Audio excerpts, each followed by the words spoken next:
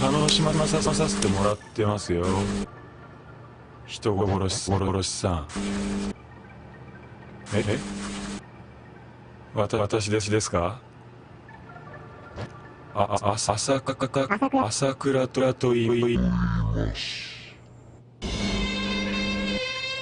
完全犯罪。はい。できるといいですね。応援してます。まあ、もし失敗しても、あなたには新しい人生を用意しときましたか。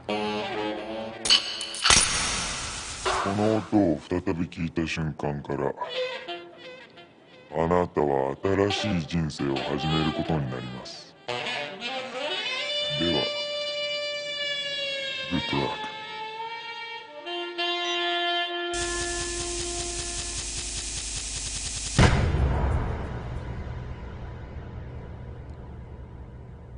真実なんていうものは本当は存在しないんだ。私が唯一心から愛した男の言葉だ。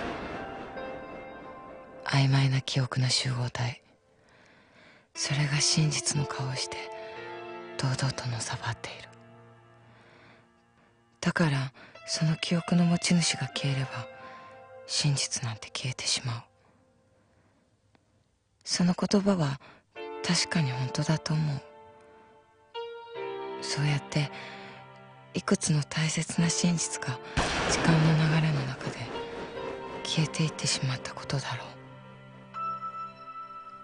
しかし私は思うのだ。私が心から尊敬し憧れたあの女のことと、私が心から愛した男のことだけは決して時間の流れに埋もれさせてはならない。それがどれだけ悲しい出来事だったとしても。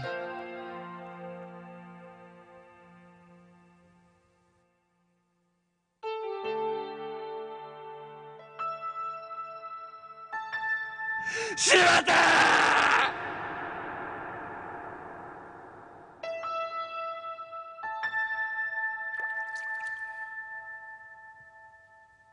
だから私は今ここに記そうと思う。柴田純という女と真山徹という男の物語を。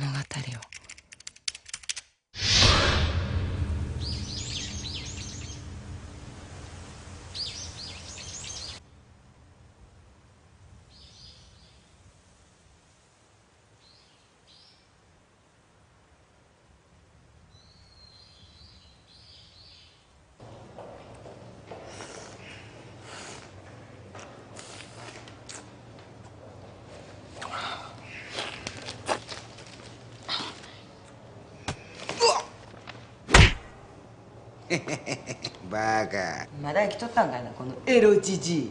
普通死なねえよ。プラスチックの塊23錠打ち込まれてもよ。3日間も気絶してたくせに。お前なんか一発で気絶したじゃねだってか弱い女やもん。えよっかいやお柴田、もう今年も終わりやで。はよ目覚まし。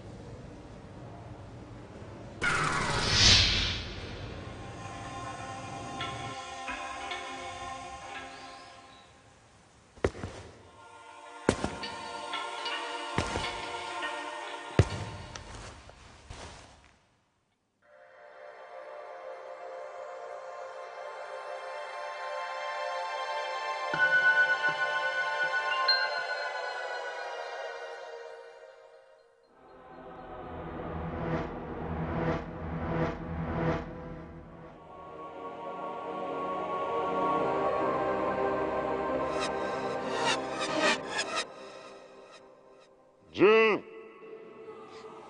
さん、犯人分かっちゃったんですけど。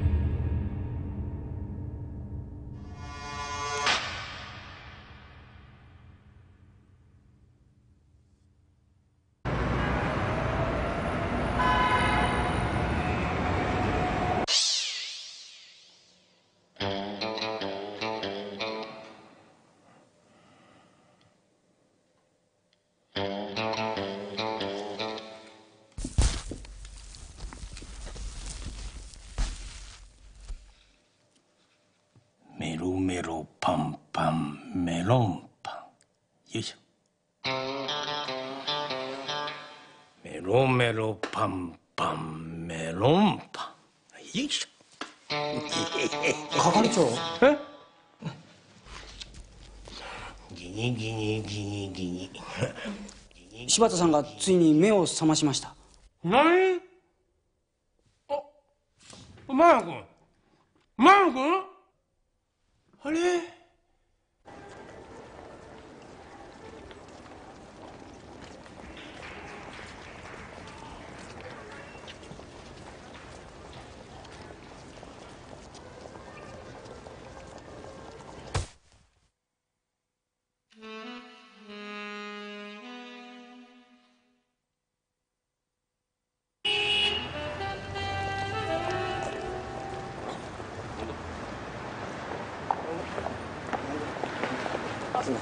ちょっとなんか後ろついてませんか？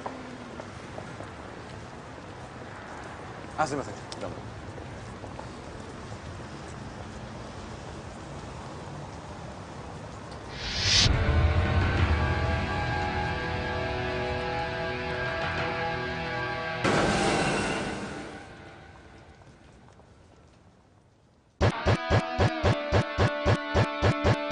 上等じゃないか朝倉。出てこいよ。なんだよこら。俺朝倉っつんだけど。あ、君じゃないからね。待てよ。何いいから来いよ。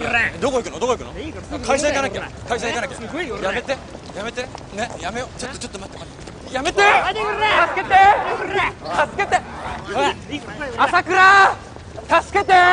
俺刑事だよ。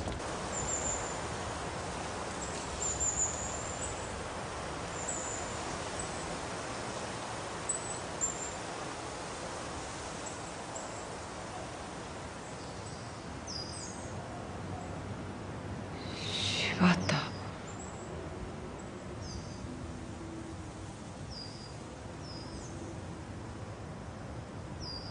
いやさ、約束してた東大出身のかっちょいい男との合コンはどうなの？失礼ですけど、どちら様でしたっけ？あの事件から8ヶ月。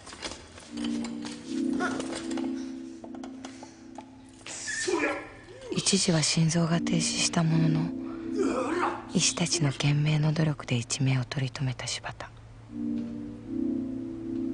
しかし心臓が止まったことが原因で柴田の脳には障害が生じ、警視庁に初登庁するまでの記憶はほとんど損傷を受けていません。むしろ常人の1000倍くらい緻密な情報量と言ってよいでしょう。しかし警視庁に登庁してからの記憶は全くありません。つまりあの事件のことは全く記憶に残ってません。って冷たいんちゃうの？いっぺんも見舞いにけへんしさ。何デートコラボのチラシたまってんなあんたも。しかしさ、これさ今も2号ぐらいなんかな。あれ普通のコースと VIP コースと全然女の子変えてへんの知ってる？裏別格好。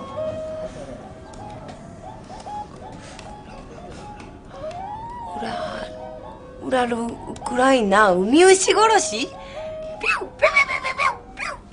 裏。お待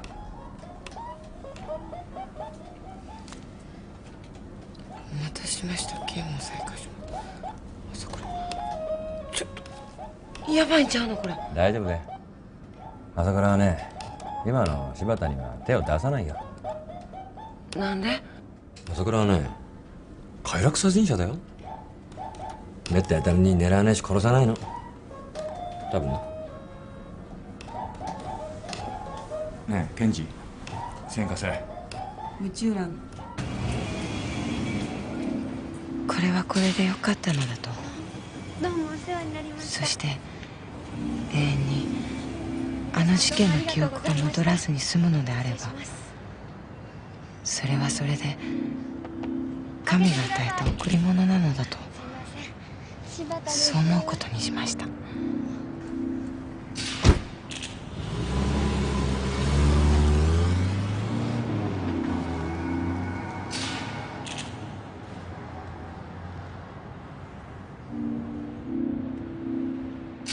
そして再び時は流れ、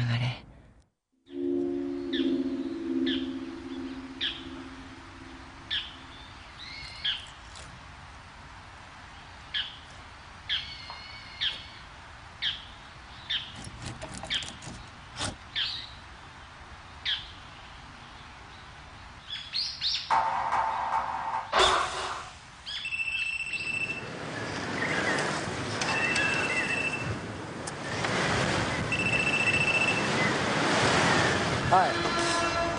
俺？金子だよ、金子。だからさ、お前とはもう終わったっつってんだろ。聞けよ。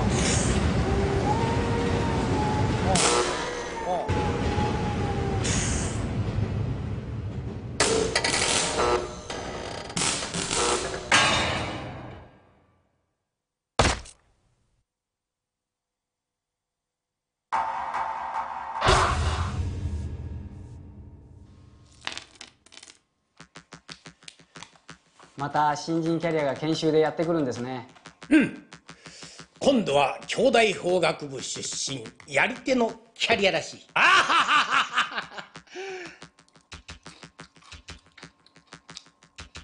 しかし2係に来ちゃうってことは、まあいろいろといわくつきの物件やわな。いわくつきいわくつきいわつきのラブホテルなんちゃって。でももうすでに初日から遅刻やんか。うまい。うまい。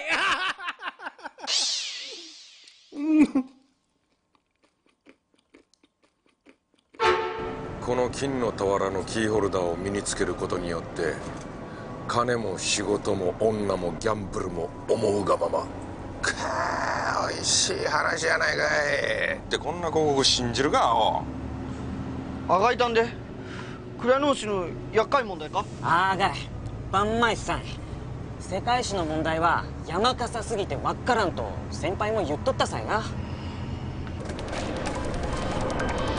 白馬鉄道100円白馬鉄道790円フランスイークリストフランス革命1190円虫込めでアメリカ大陸640円。こんなもん簡単簡単。国家権力のサラリーマンなめんなよとでも言っときましょうか。泣くよ西ローマ帝国泣くよ西ローマ帝国の滅亡794年。いい国作ろういい国作ろうフランス革命1192年。虫込で祝うアメリカ大陸発見645年。うわ、うなだいず試験に落ちたら宮古島に帰らんと7歳だよ。国家権力様うんぷじゃなくだ。今日からお世話になります。姓は遠山、名は金太郎。人呼んで、まあ遠山金太郎なんですけどね。おやす。おやす。おやす。すみません、すみません。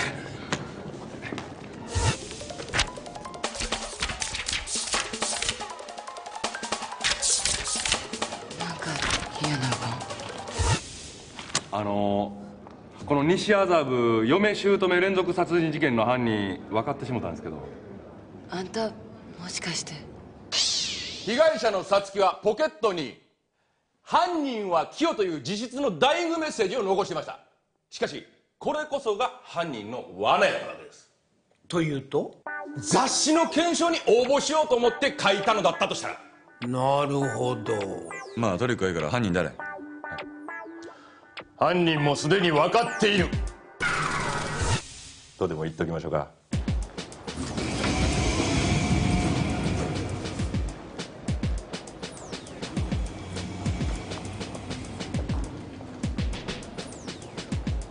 おいおい2係そこどけ。いえいえ、今から皆さんが犯人を見つけきれなかった西麻布嫁姑連続殺人事件の犯人をちょっと逮捕してこようかと思いました。あの伝説の事件の犯人が分かったっていうのか。はい。僕は分かったんですけど。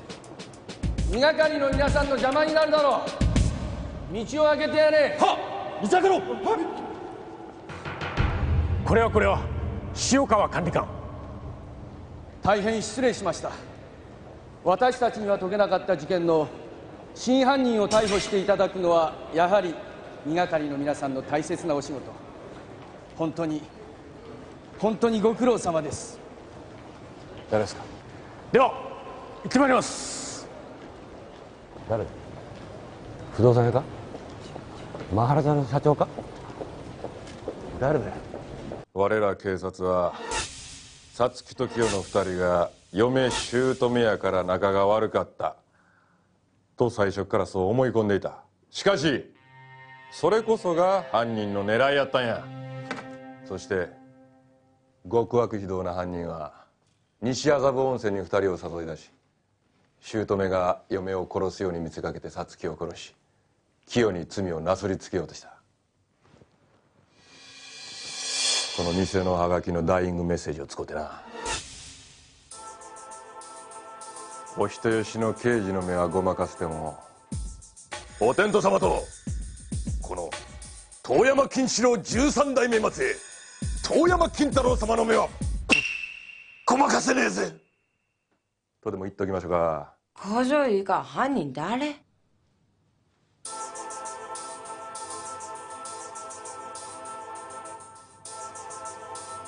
犯人は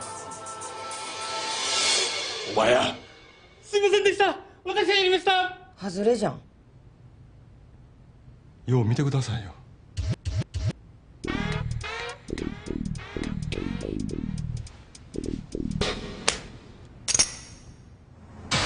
例えば発生による自意識の解放は相手の心理的禁忌の壁から自我を解放し、さらにその反応から自己の心理的禁忌を解放するため快楽中枢に対しての大きなモーメントを起動させる。なるほど。喘ぎ声を出しましょう。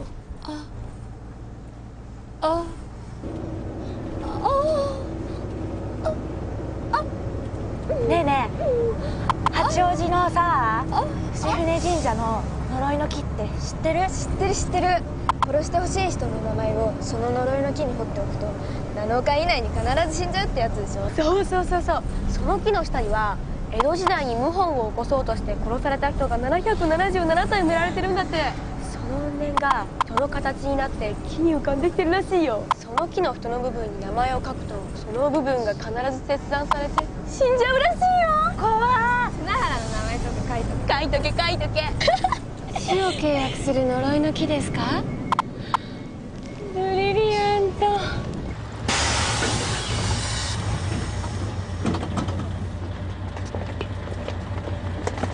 あいつ怖い。の間に息を止めてみたりするのも効果的です。なるほど。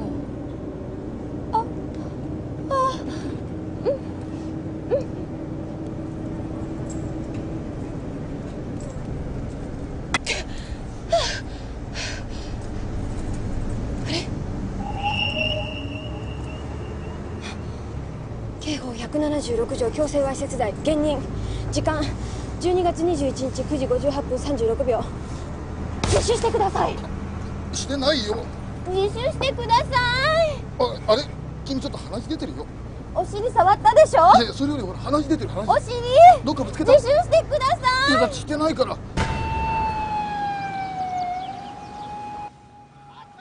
しかし副所長遅いですな今度の所長は。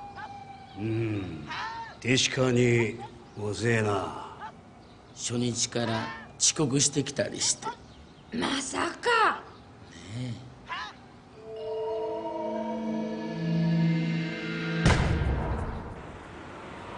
君ね、被害者だからってふざけちゃやだ。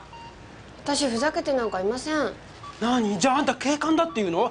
大体八王子西署ってここはそこの管轄よ。あんたどこの部署なのよ、言ってみなさいよ。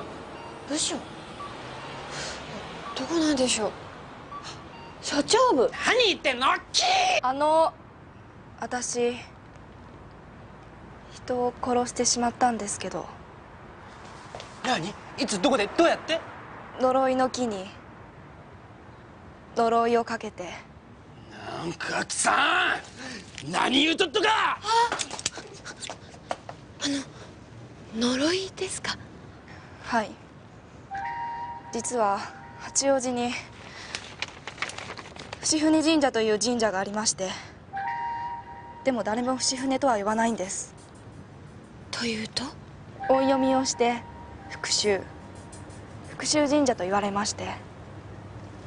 というのも伏船神社の境内に人の形が浮かび上がっている神木があるんです。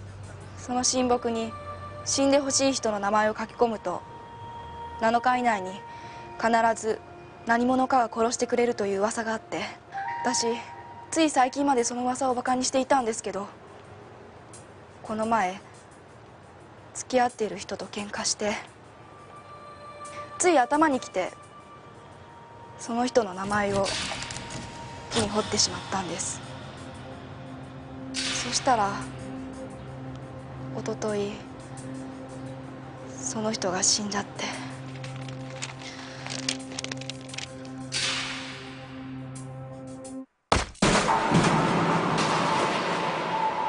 死を契約する復讐の木。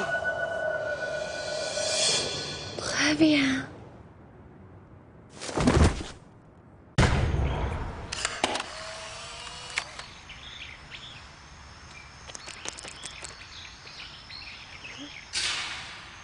なるほど。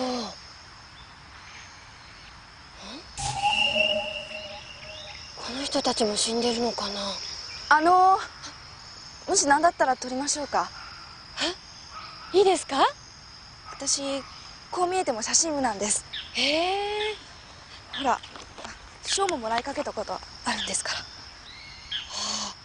素敵ですね。構図がいいねって大絶賛だったんですけど、表彰式直前になってダメになっちゃって。どうしてですか？私も気づかなかったんですけど裏焼きだったんです。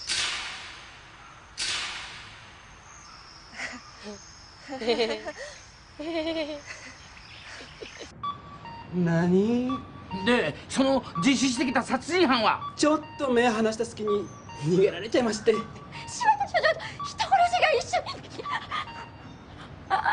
に。てめえ免許センターに飛ばしてやる。私はなんだこいつ。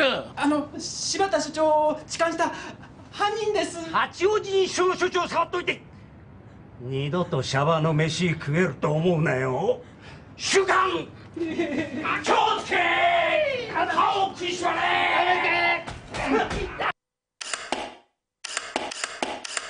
何をしている。すいません。遊び半分にご神木に触れると大怪我をするぞ。呪いは必ず訪れる。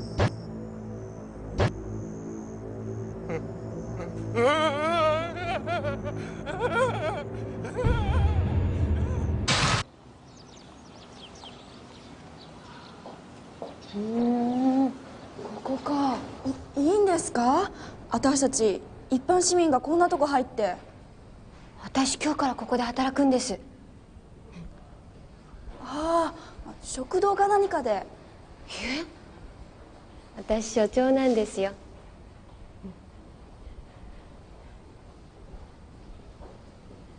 はい。12月19日午後10時頃、八王子市小物町955番地神崎ビルのビル看板が落下。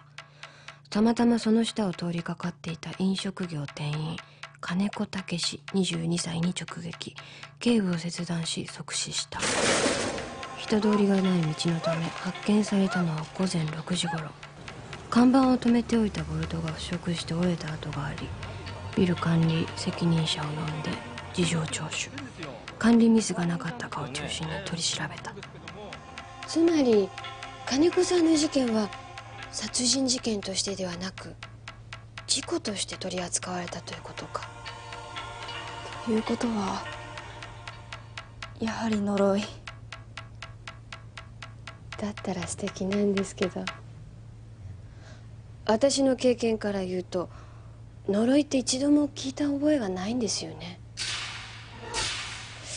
じゃあ行きましょうか。どこへ？警視庁捜査一課の中に未解決事件を専門に取り扱っている2係というところがあるそうなんです。そこに行きます。塩川管理官には主賓、いや乾杯の温度の方がいいかな。モロだ、今度こそモロだから。あ？この伊佐野村物置殺人事件なんですけど、ついに犯人分かってしもたんですけど、逮捕しに行きましょうか。はいはい。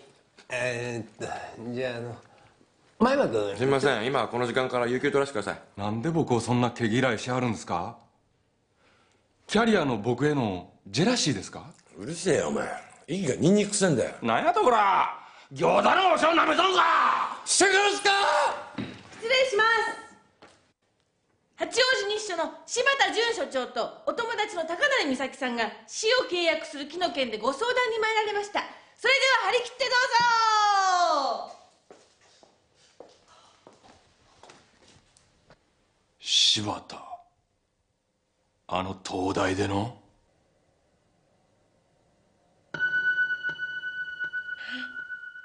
柴田、私のこと思い出してくれたん？はい。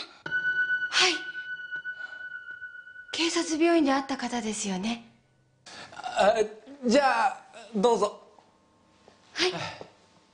失礼しま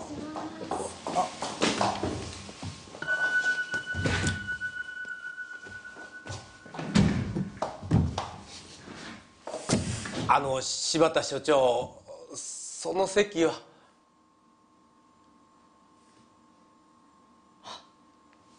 すいません。あれ、なんでだろう。用件は？八王子にですね、伏船神社という神社がありまして。ちょっと待った、東大ちゃん。近藤さん、こいつさっきの事件のとこ連れてて。伊佐野村ってめちゃめちゃ遠い。はい。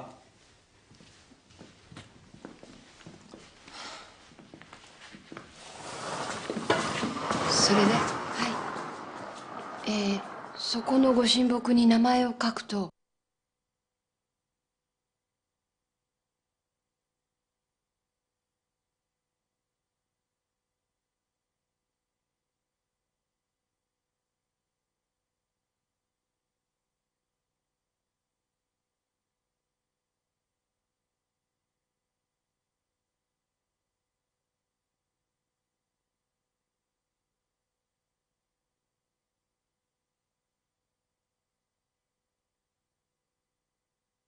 というわけで、そこに名前の書いてあった他の人の事件洗いたいんですが。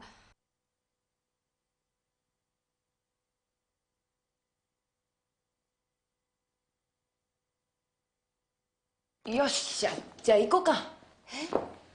いいんですか？二係が出張っちゃって。ええね。昔の未解決事件1個あったらやったもん勝ちやからな。デカ魂ですね。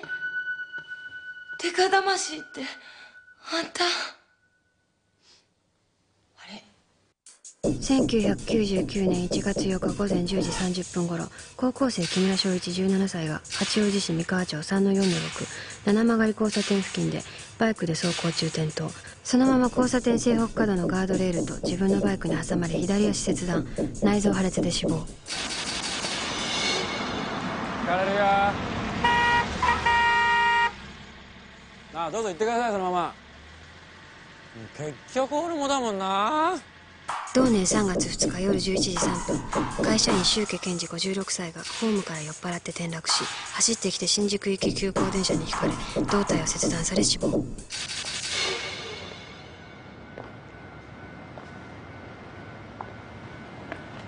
ちょっと何してですか？危ないでしょ。下がってください。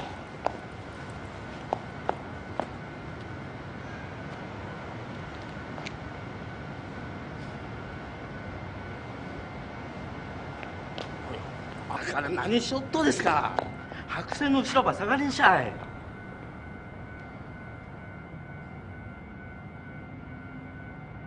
同じく3月2日夜11時ちょうど、主婦半川泉43歳が小安倉庫にて突然動き出したエレベーターに挟まれ両手を切断、出血性ショックで死亡。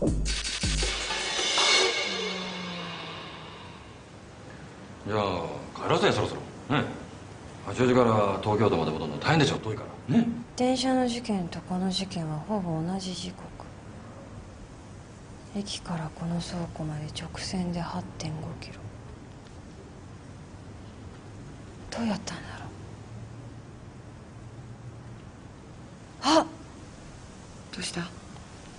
なんか分かった？やっぱりこれは呪いですよ。いや自分とこでフリー事件だのに、今度遠いところさわざわざ来なすって本当にありがてえことでございます。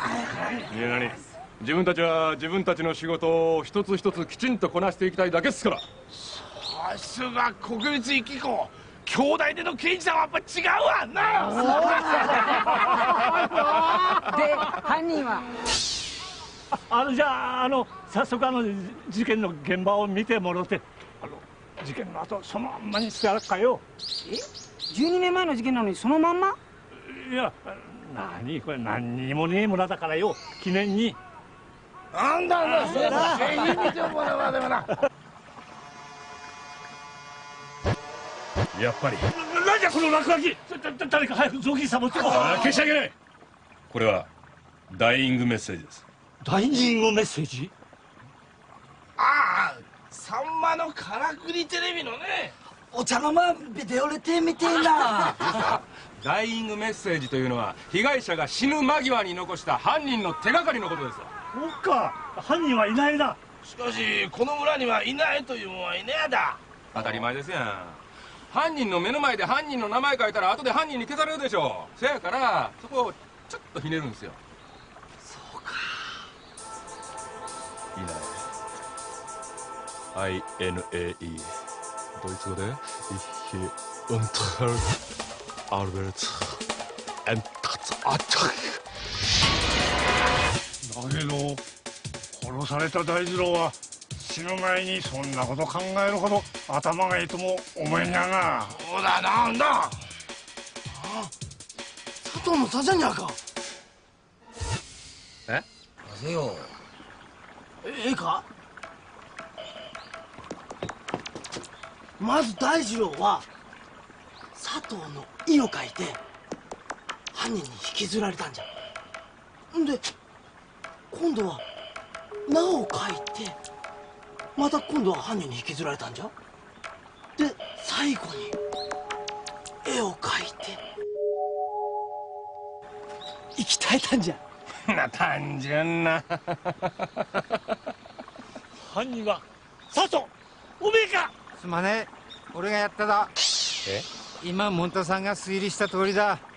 死体を捨てようとして引っ張ったとも重くてすいません。参った。いやいや、しかしこれは刑事さんの手柄だ。ダイイングメッセージに気がつくなんてのはさすが警視庁を背負って立つ若手の抱負だ。抱負や。ほんまもんのアホや。なんか寂しいな。何のキレもない柴田見てるの。殺された金子ってな、水商売とか AV とかのスカウトマンやってんて。ナンパしてエッチして、その後店やビデオに売り飛ばす男のクズ。いいじゃん。そんなクズのことでも好きになったらしゃあないねんな。だからやるときはやるんじゃないの？あらら、皆さんこんなとこいらっしゃったんですか。何やあんたら、何しに来たん？いやいや、詩を契約する復讐の木の捜査のお手伝いでもしようかなと思いましてね。大きなお世話やっちゅう。いや、この遠山君はね、なかなか優秀なんだよ。赴任2日目にしてもう迷宮入り事件2件も解決したの。東大ちゃん、自分には何の恨みもないけどね、兄弟法学部のメンツにかけて俺の挑戦を受けてもらえないかい。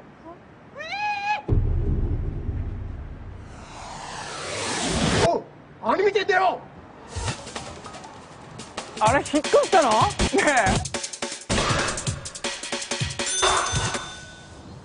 え。もろたかな。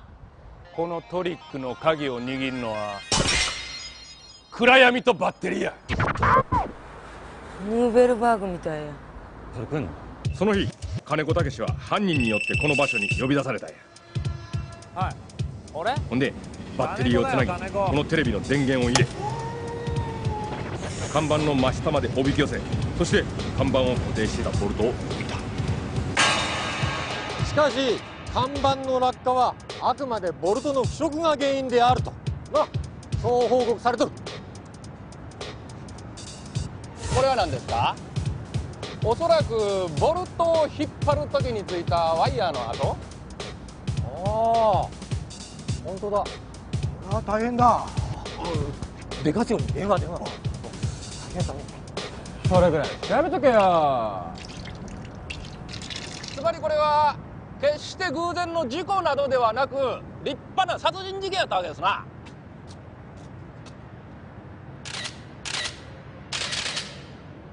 なんだお前は。すいません、私スポーツ関東の中田と申します。伏船神社の噂について調べてまして、たまたまこの現場に。しかし今のお話ですとこれは事故ではなく殺人事件ですか？何か分かんないことがあれば私警視庁捜査一課の遠山金太郎と申します。それじゃあちょっとお話を。この事件はですね、決して呪いなどではなく、本当にそうなんでしょうか？つまり俺の推理に何か疑問でも？はい。おもろいやないかい。それでこそ倒しがいがあるっちゅうもんや。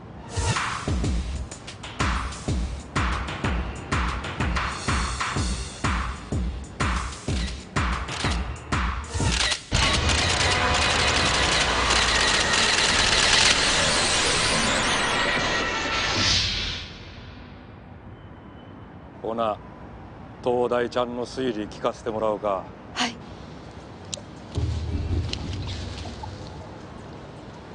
この事件は呪いです。呪い？本気で言ってんのか？はい。痛々しくて見てられん。行こう。ちょっと待った。何？犯人はこの中におる。金子を殺した犯人はお前や。私が？被害者の金子を殺す動機があるのは高成美咲あんただけや。お人よしの八王子のデカの目はごまかしてもな。高成さんには事件当時きちんとしたアリバイがあるんですね、あやさん。ね。なんで知ってるんですか？依頼人は最初に疑えってね。悪いけど調べさせてもらったわ。犯人違ってたね。これは複数犯の組織的犯行なんでしょうか？豊さん、ちょっと世界一無駄な時間過ごしちゃったよ。ほんまや。帰ろう帰ろう。カツ食うか？カツ。私たちも帰りましょう。風も冷たくなってきましたし。あれ、どうしました？やっぱり呪いは本当に存在したんですね。どうしてですか？ほら、あのボルトと傷を直線で結ぶと犯人はこの辺りからワイヤーを引っ張ったってことになりますよね。本当だ。でもどうやって？つまり金子さんが死んだのは本当の事故だったんです。あのワイヤーの傷はただの事故をあたかも殺人が起こったかのように見せかけるための偽の証拠。誰が何のために？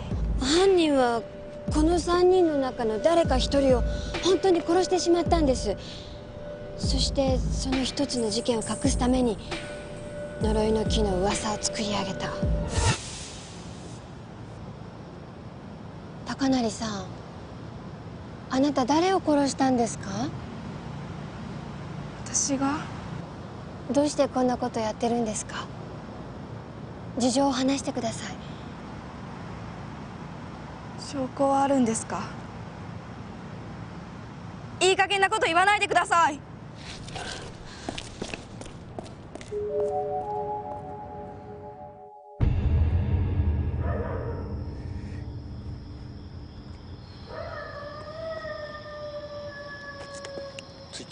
高成さん、正直に言いなさい。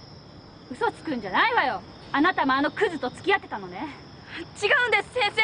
聞いてください。ふざけないでよ。私があの男にどれだけひどい目に遭わされたと思ってるの？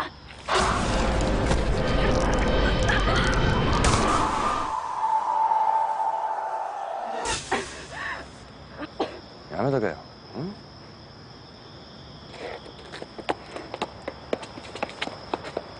どうしたの？何やった？大丈夫です。あ、そう。すいません。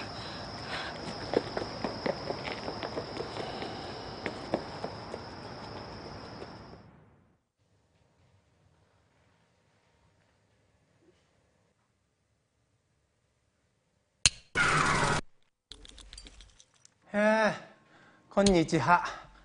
少し寝坊しちゃって。しかし科学の力ってのは偉大だね。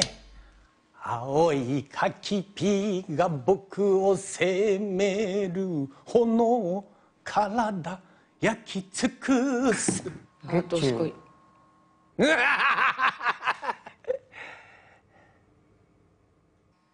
もしかして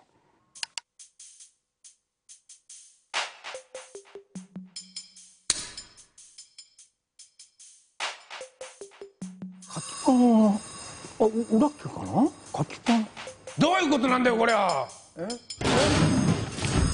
もろだ、ね、今度こそもろだから、ね、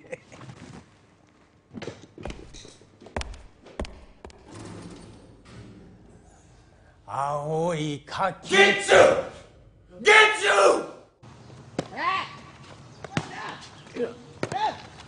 いやいやいや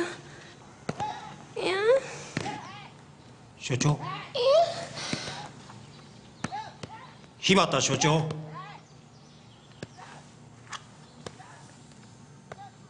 い、柴田です。河合君。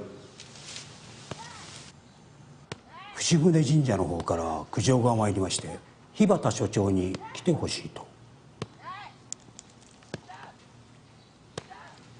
柴田。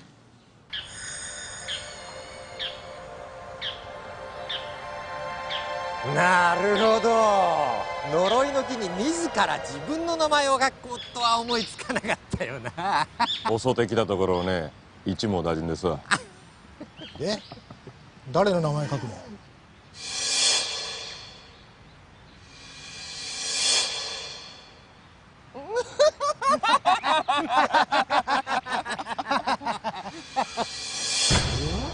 これは新しい落書き。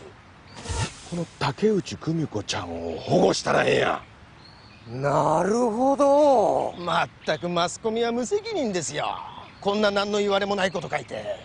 もともとうちは恋愛の神様なんですから、江戸時代の罪人だ777体の死体だって言われても全く事実無根なんですから。噂に乗っかってまたいつの間にかうちのご神木に落書きされちゃって。何？失礼ですけど、どちら様でしたっけ？どちら様って、ここの神主の柳田だよ。ここって他にも神主さんいらっしゃいましたよね。いないよ。何言ってんの？呪いは必ず訪れる。おい、何やっとねん。あ、桃太郎さん。金太郎やっちゅうねん。サラリーマンの？ちゃうっちゅうねん。刑事や刑事。何やってるんですか？殺し屋たちになトラップ仕掛けといたよ。トラップ？ああ、ここにな竹内久美子っちゅう名前がゆうべ書かれてた。この久美子ちゃんをずっと監視し続ければ7日以内に必ず殺し屋らがやってくる。それを一網打尽や。僕が考えてんで。なるほど。そうさで東大ちゃん、東大よりも京大の方が優秀やっちゅうことな、今度こそ世の中に知らしめたら。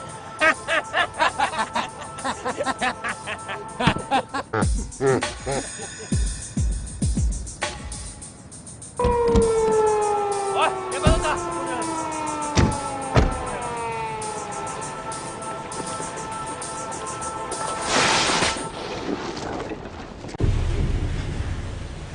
被害者は竹内久美子28歳、八王子市立蘭学塾高校の教師です。遅かれし蔵之介や。あのさ、竹内久美子って高成の学校の先生やったってこと？ふざけないでよ。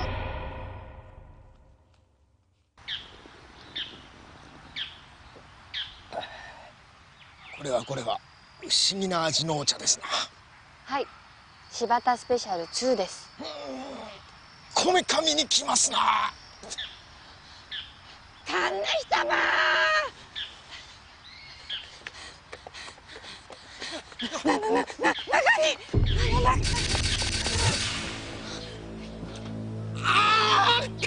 柴田さん。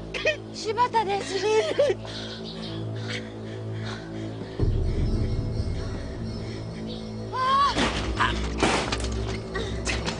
開かない。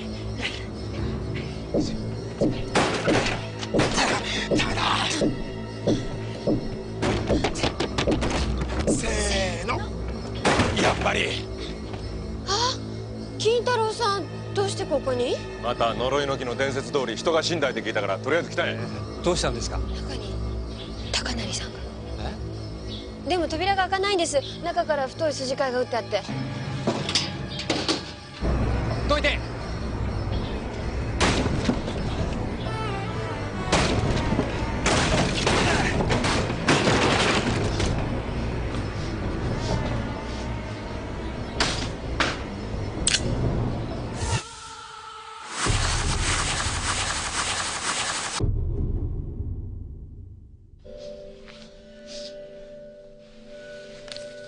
柴田さん、騙していてすみませんでした。この呪いの木による連続殺人の犯人は私です。私と金子武と竹内先生との三角関係です。そしてそれをごまかすために半海さん、木村さん、周家さんを殺し、連続殺人犯に金子に騙され続けていました。私を金子から救ってくれようとした木村さんをまず金子が殺し、金子が金を借りたりして起こした周家武さんを命じられ、私が殺し、同時に娘を風俗に売り飛ばされ、金子を訴えようとした半海先生が殺したのです。私は最初この一連の事件を金子に命令されたとはいえ、罪の贖いから逃げようとしました。私も竹内先生も生きていることが許されない人間です。いろいろとご迷惑をおかけしてすみません。さようなら、高成美咲。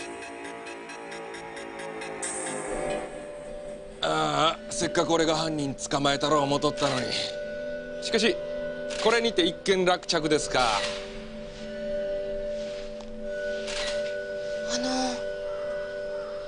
本当に自殺なんでしょうか？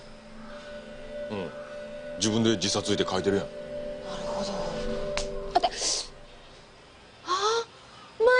ん、誰も突っ込んでくれなかったらどうしようかと思ってました。やめろよ、不謹慎だよ、不謹慎。最近のあんた見てたら時々マジなんちゃうかと思うわ。綾さんや真山さんにバシッて殴られるたびになんか大切なことを少しずつ思い出してくるような気がします。え？ほんま？私言うてなかったけど自分に5万貸してんの。俺も20万今返す。今本当ですか？ほんま今貸して。どうしましょう。ちょっとローンが溜まってるんです。いて。とにかくこれは自殺じゃなくて首吊り自殺に見せかけた殺人です。なんでそんなこと言えんねん。あの台の高さです。あの台の高さであの輪っかまでは届かないと思うんですけど。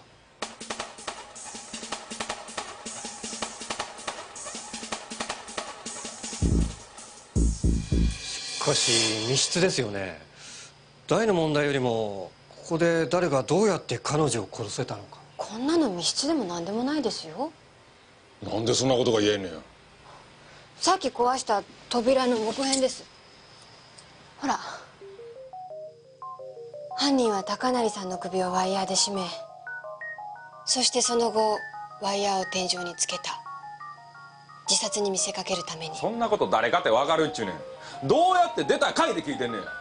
だからこれを見ればわかるじゃないですか。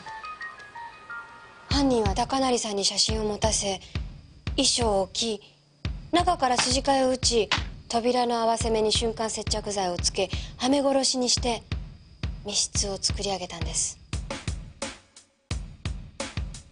おや？この破かれてるとこですけどね、これダイイングメッセージが書かれてたんと違います？この死体の後ろに写ってるのは多分クルーザーやな。青山っちゅう船か。とするとこの場所を特定することができたら、もしかしたらダイイングメッセージが残ってるかもしれんな。早急に捜査しな。犯人に先越されたら消されてしまう。何しとんねん。匂いますね。お前大文字焼きで焼いとるぞお前。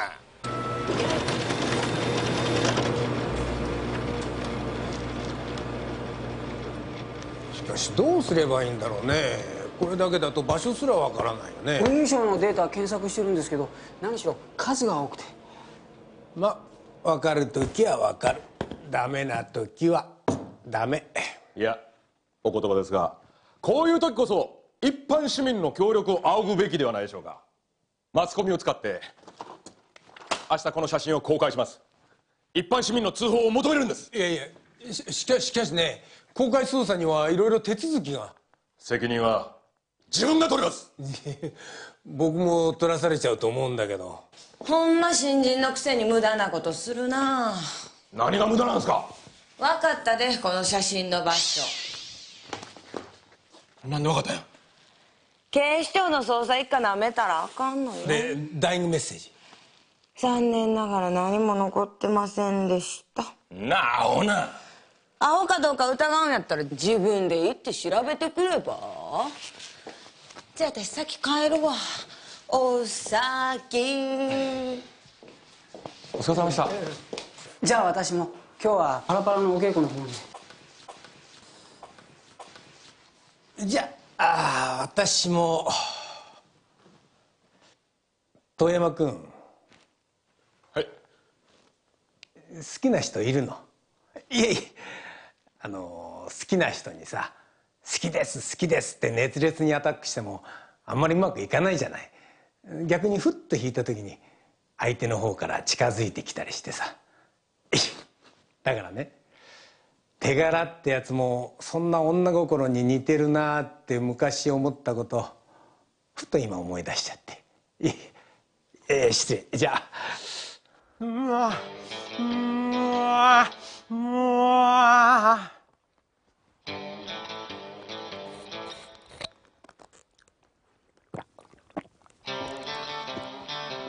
うわ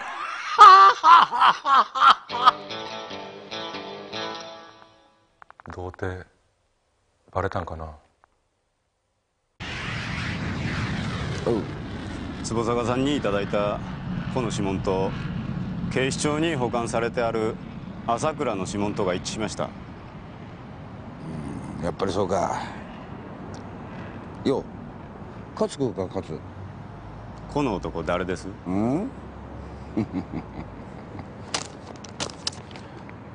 そんなことしちゃうとお前も殺されちゃうよ。自分は肉は食いません。じゃあな、マイセントンキ。やっぱりトンキだな。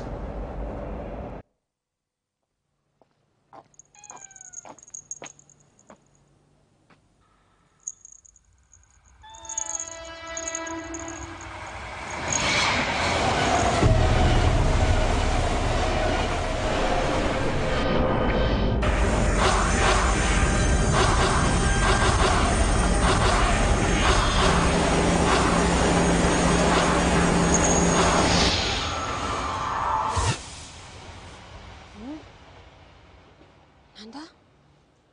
何ちょっと。あい、痛いなもう。なんだこりゃ。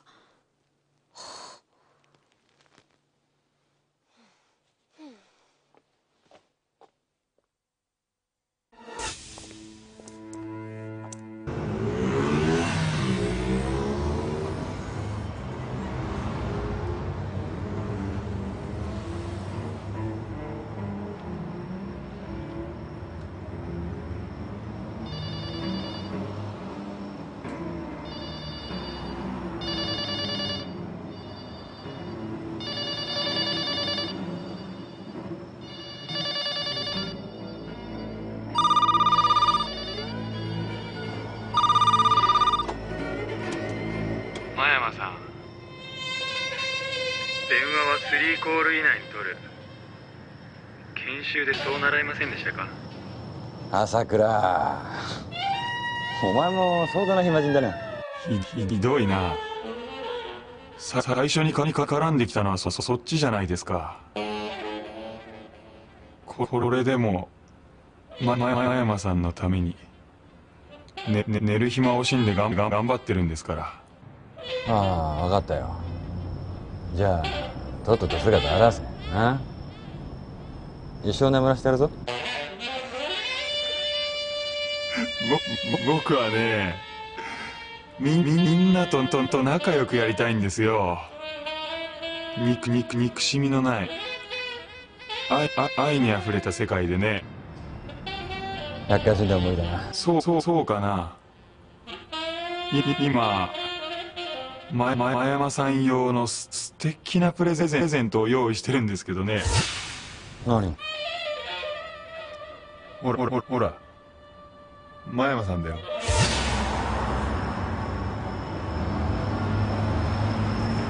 沙織？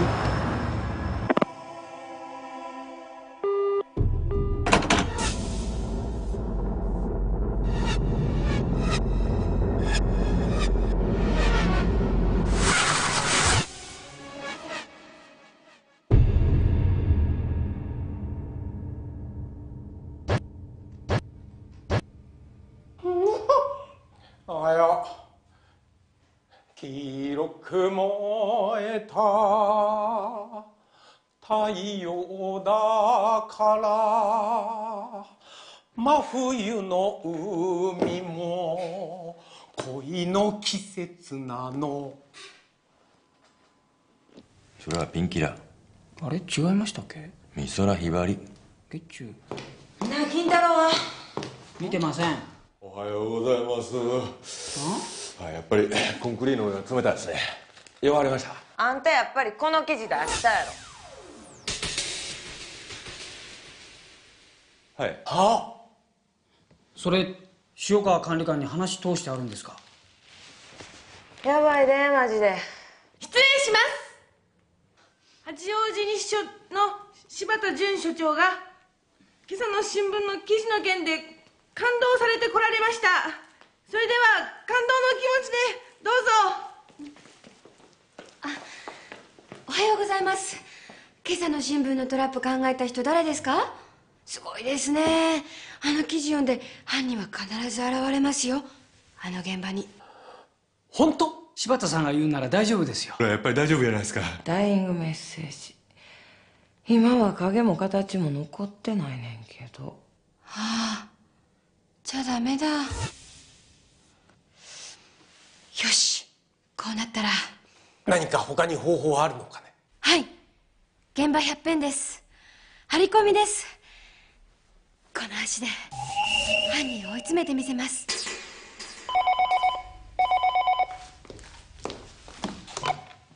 はいはい。係長、塩川管理官から今日の新聞の記事の件でお電話です。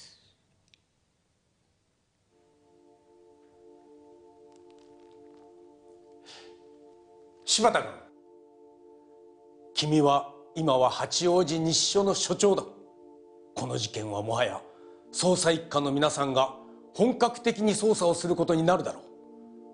君は君の仕事に戻りなさい。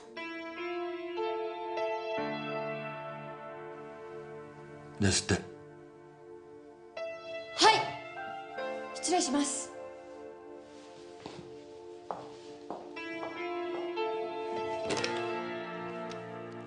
野々村でございます。大変お待たせをいたしました。誠に申し訳ございません。来月の定年の日を無事に迎えることができるかね。お伺いいたします。はい。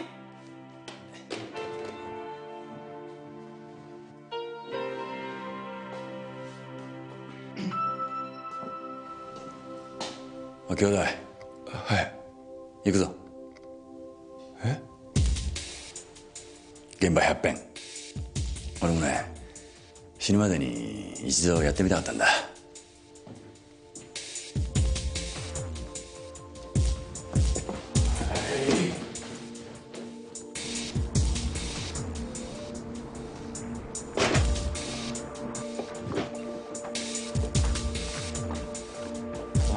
跡形もないですね。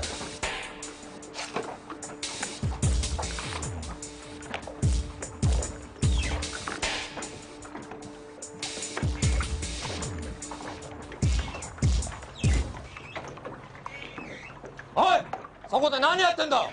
金でも拾ってんのか。すでに犯人が消した後だったらしいな。とっくに俺たちが捜査済みだったんだよ、とっくにな。よく調べたのかよ。消した痕跡もねえぞ。変だよ。だからこうやってここにだな。なあ。ええ。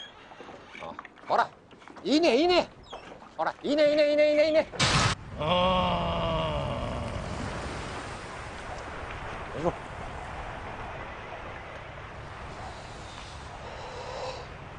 疲れたか。いえいえ。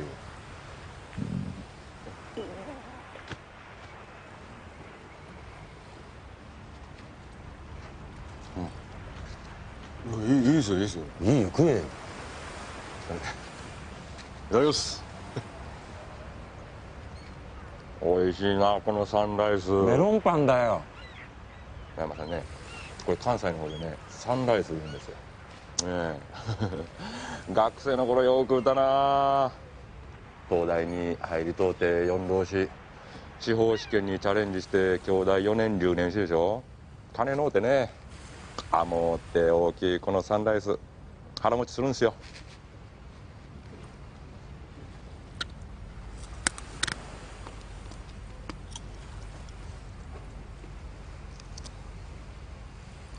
このサンライス種入ってますね。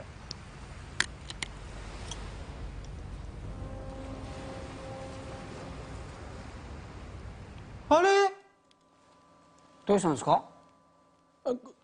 ここに置いておいたメロンパン知らないかね。え。ああ、真山さん持ってったで。どうしたん。俺の青い柿ピー。青い柿ピー。メロン。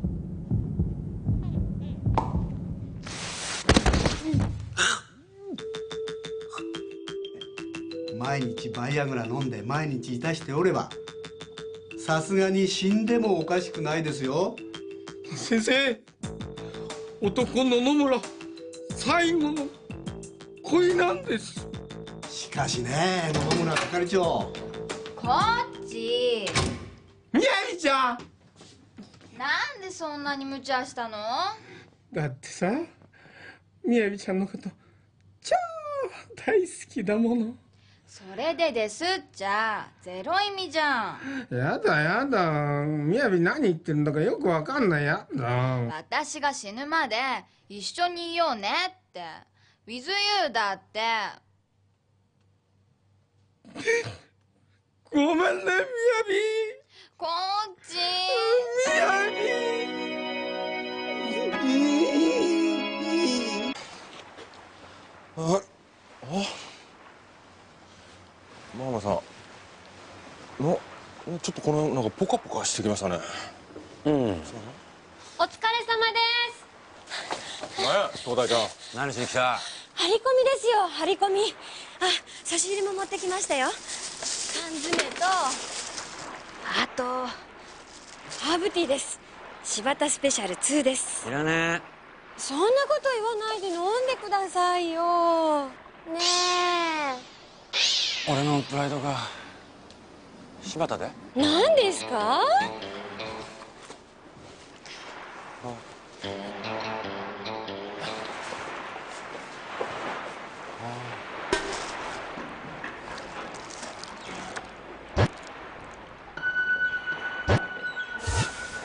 れ。ああ、だからあっちだ。あいて、しま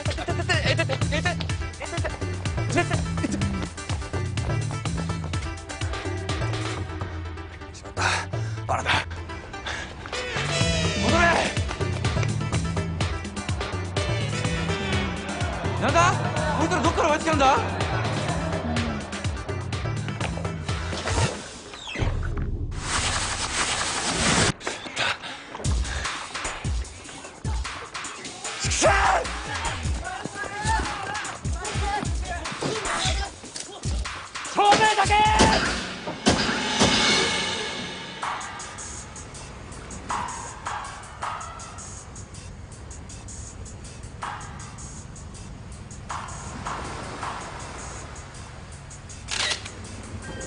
だろさ、犯人はこの中にいるんじゃないでしょうか。犯人はこの中におる。お前誰に喋ってる？とりあえず全員確保！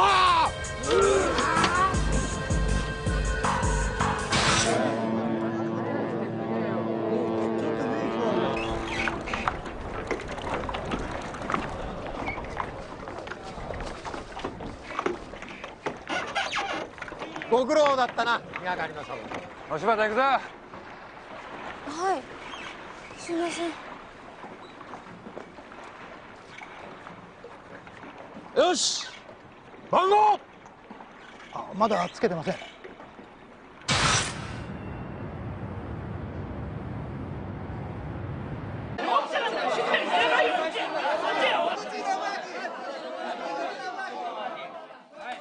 のすごい数の重要参考人ですね。邪魔。ご苦労様です。ああ、遠山君、惜しかったね。もうちょっとで3つ目のお手柄だったりね。おや、まだいらしたんですか？はい、大変そうだからお手伝いしようかと思いまして。それは所長殿。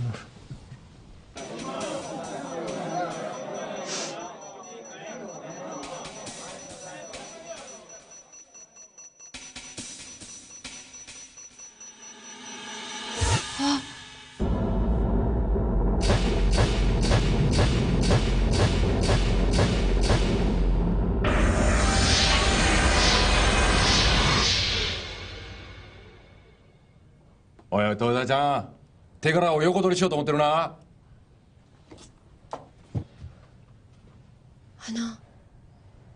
犯人分かっちゃったんですけど。は？事情聴取もしてないのに？はい、でも帰ります。失礼します。なんやねん。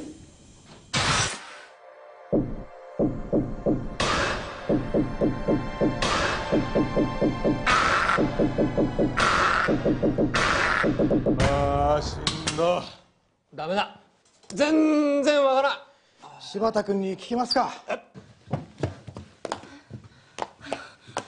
お待たせしました。犯人分かっちゃったんですけど、いらないですか？ふざけんな。だって分かっちゃったんです。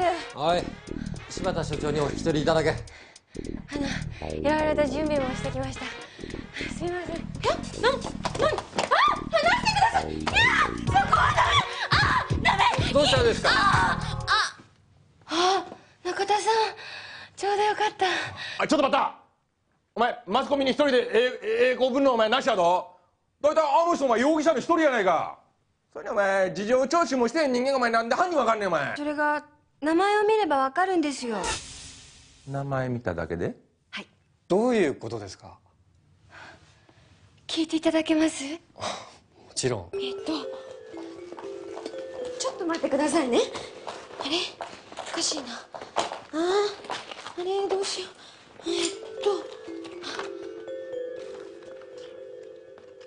この写真にどこか変なところはありますか？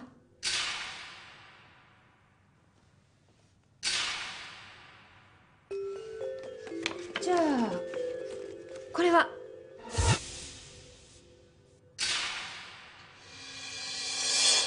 この写真に変なところはありますか？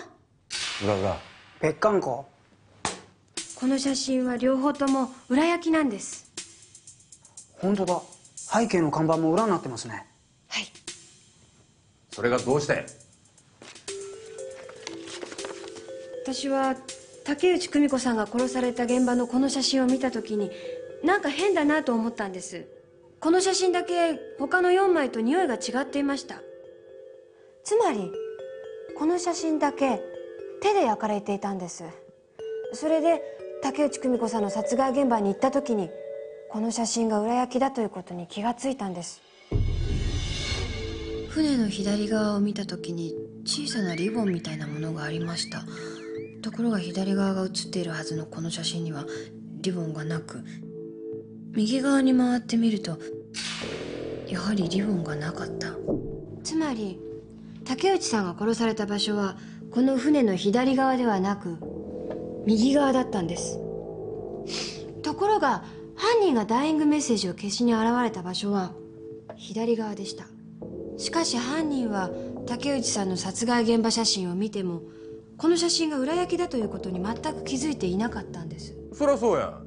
その証拠にはな、その写真だけ見ても誰も裏表なんか気づかへんかったんやから。そうでしょうか。そやから全員が全員船の左側チェックしとったやん。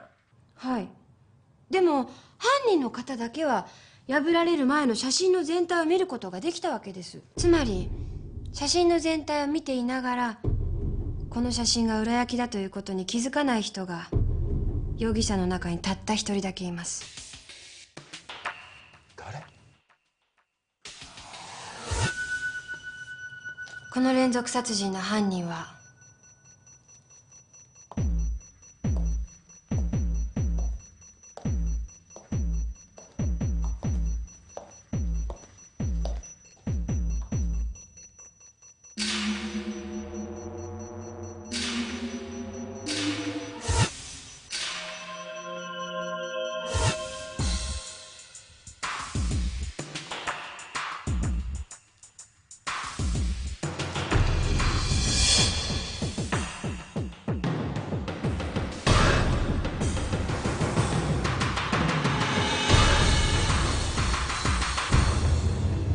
犯人はあなたです。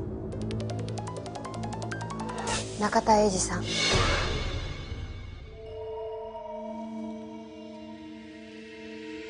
この写真が裏焼きだとは気づきませんよね、中田さん。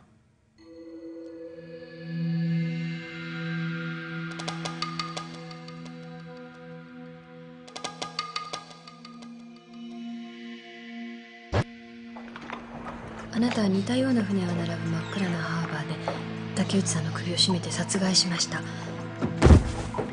死ぬ直前に一瞬意識を取り戻した竹内さんはダイイングメッセージとしてあなたの名前をそこに書いたんです。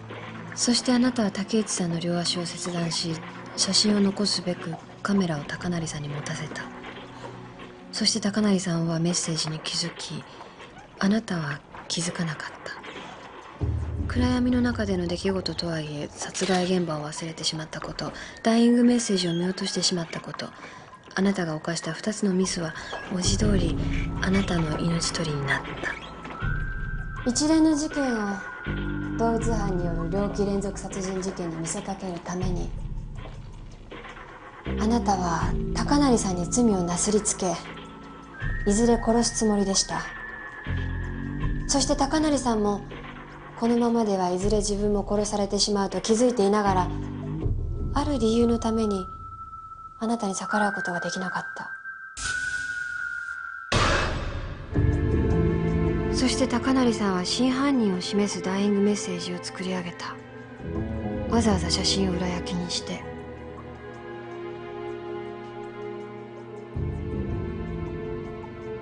そして竹内久美子さんを殺したあなたは全ての罪を高成さんになすりつけるために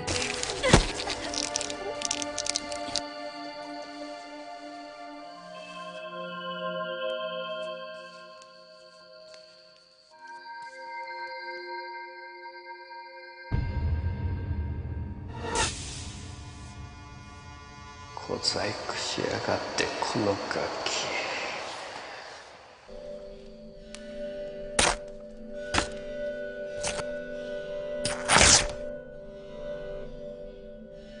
高成さんの罠にまんまとかかったのです。自らの命と引き換えに仕掛けた罠に。俺が連続殺人の犯人ですか？はい。共犯はまさか俺一人の単独犯っていうんじゃないでしょうね。単独犯です。ちゃんと調べたんですか？落ちてきた看板で死んだ金子の事件だって木村の事件だって半海の事件だって僕には全部きちんとしたアリバイがあるんですよ。ご心配には及びません。あなたには完全なアリバイがあることはすでに調査済みです。ね、ガヤさん。ね。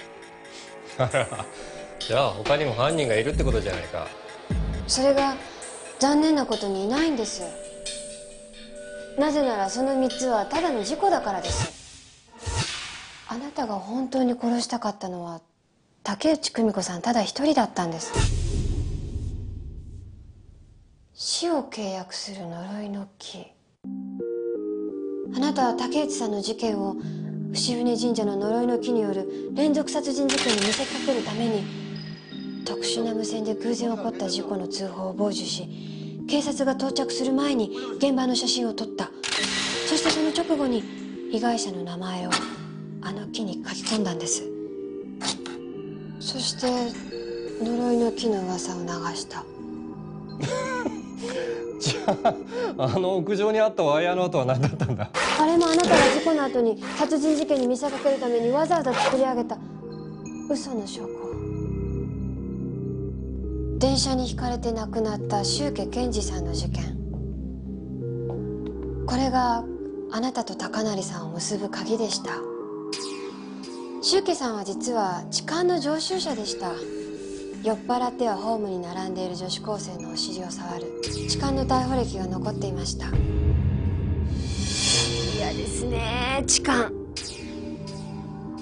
あの日あの時、中田さん近くのうちにたまたま取材に行ってますよね。名刺が残ってました。よ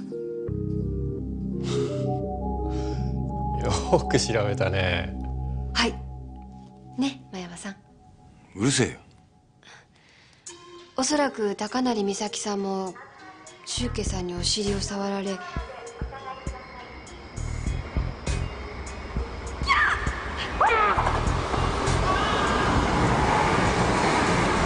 中田さん、あなたはそれを見ていた。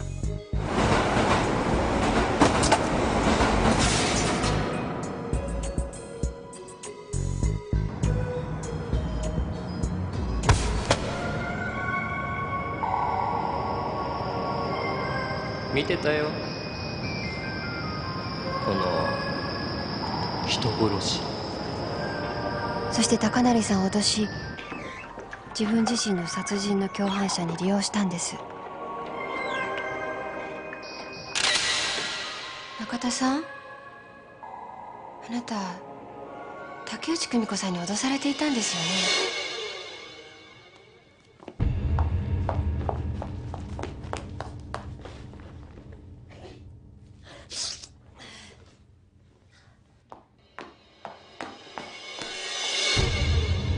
あなたが3年前に発表した小説が載っています。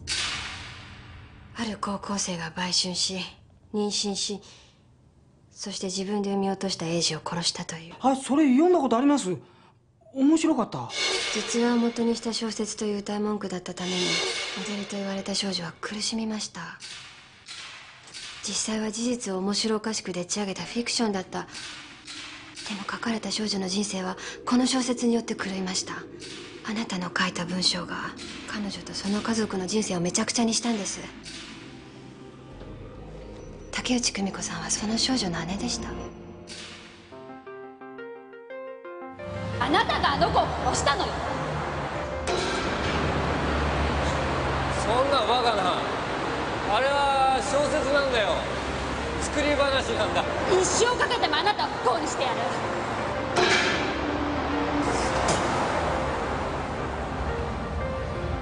そしてモデルとなった少女は自殺した。だから彼女の姉である竹内久美子さんはあなたをずっと責め続けていたんです。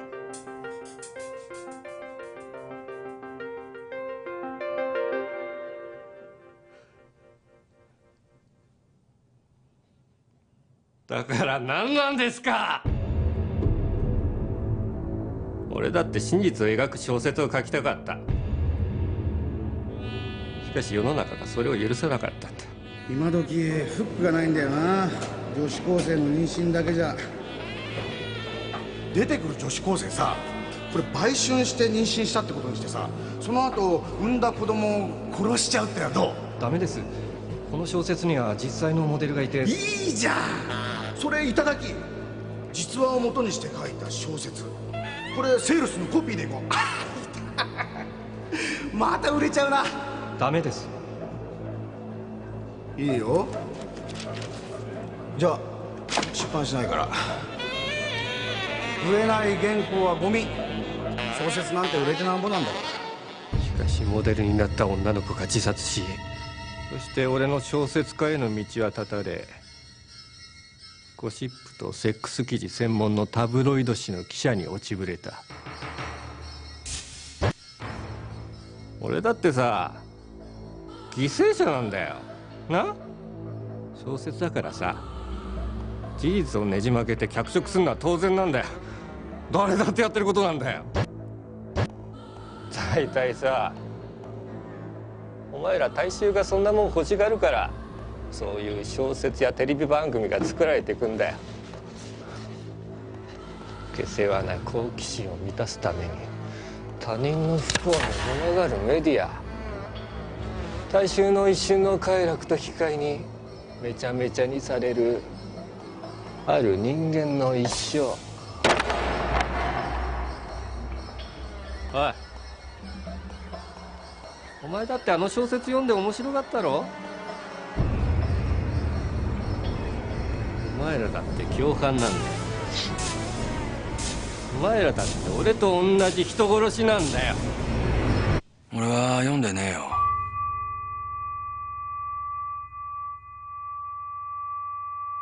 あ？読みたくもねえよ。くだらねえもん。クソの紙くずだ。真由さん。やりすぎやりすぎやりすぎやってなんで俺くだらねえことしか思いつかないくせに。なんだおい、大衆の皆さんが黙ってんじゃねえよ。本気にゴシップ記事やろうが。待ってよ。痛いか。痛い痛い痛いか。死ぬのはな、これ以上痛いんだよ。ごめんなさいごめんなさいごめんなさい。これが現実の痛みだ。少しは体でお前ら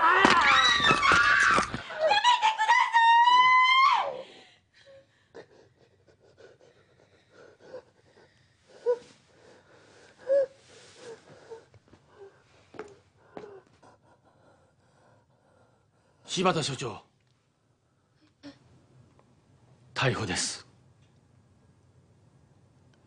あなたのお手柄です。手錠を。はい。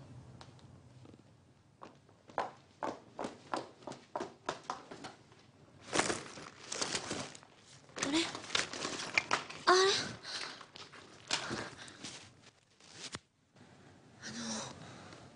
なんか忘れてきちゃったみたいなんですけど。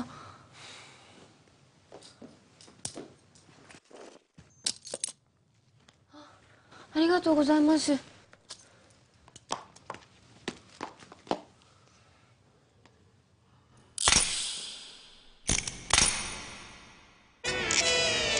の音を再び聞いた瞬間から、あなたは新しい人生を始めることになります。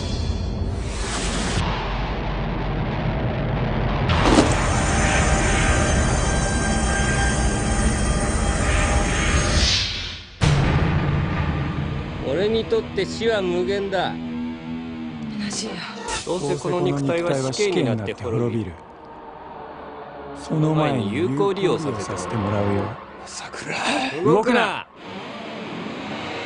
動くと柴田君が死ぬことになる。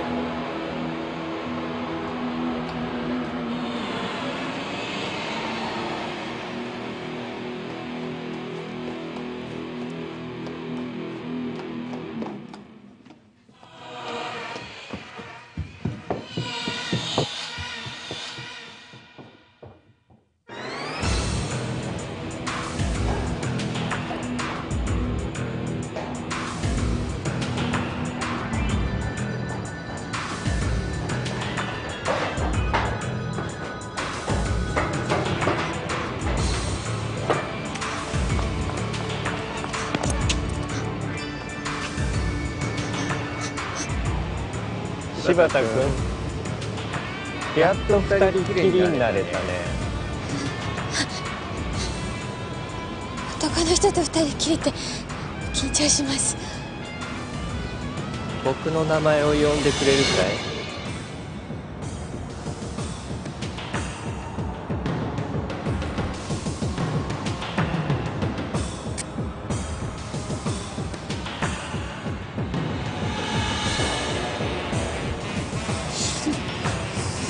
柴田君、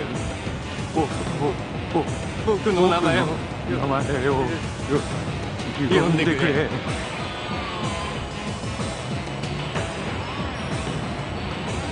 中田さん。違う。面白くない女だな。それじゃあ思い出させてやろう。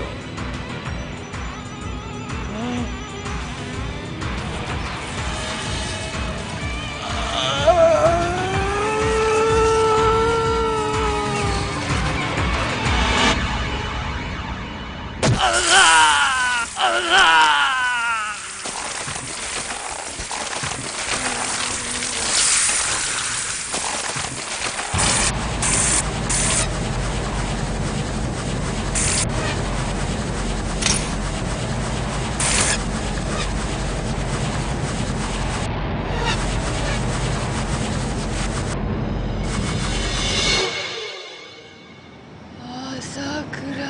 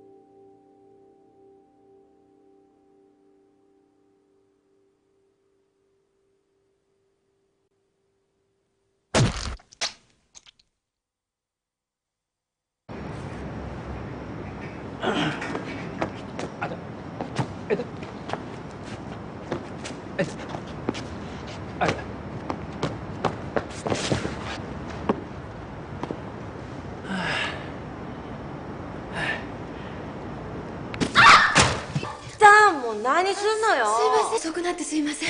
係長の野々村。近藤と申します。谷口です。前山です。よろしく。効果ワンダフル。柴田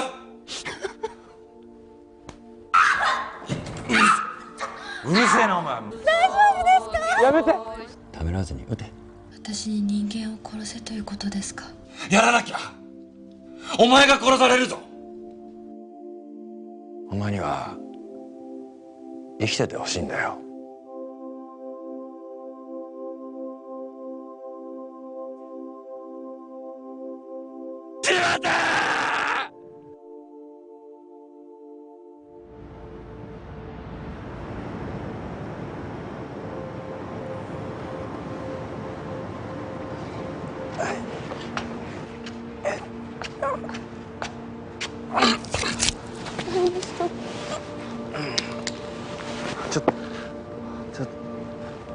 背中痛いんだけど。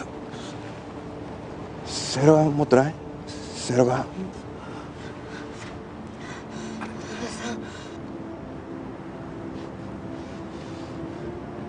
なんだよお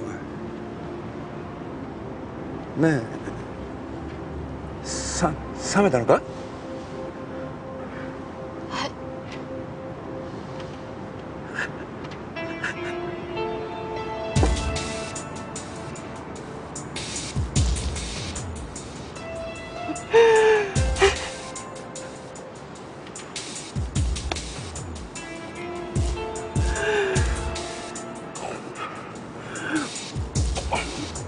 お前相変わらず頭臭いよ。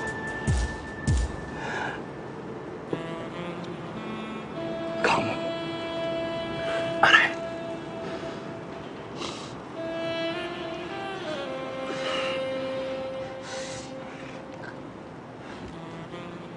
え。いいか、このことはな、きつい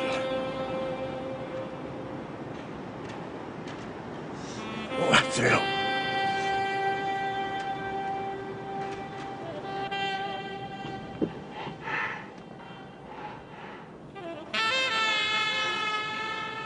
葉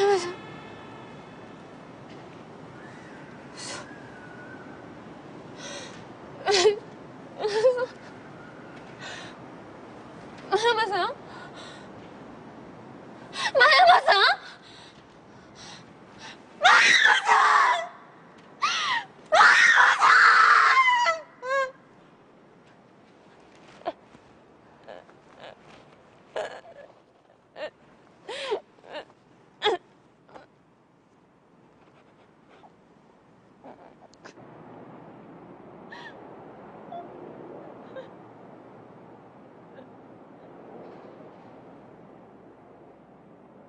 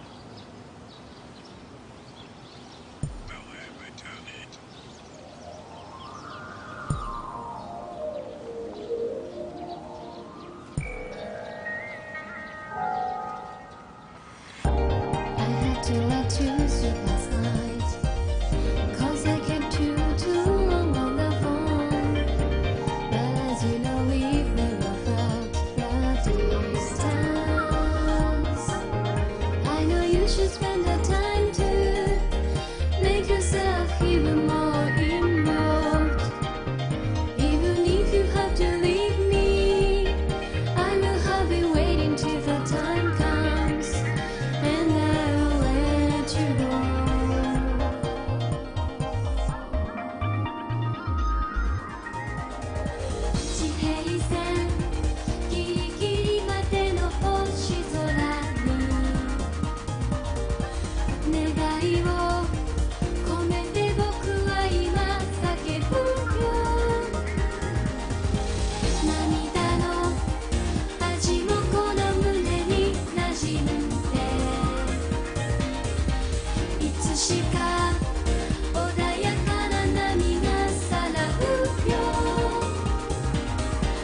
乾いた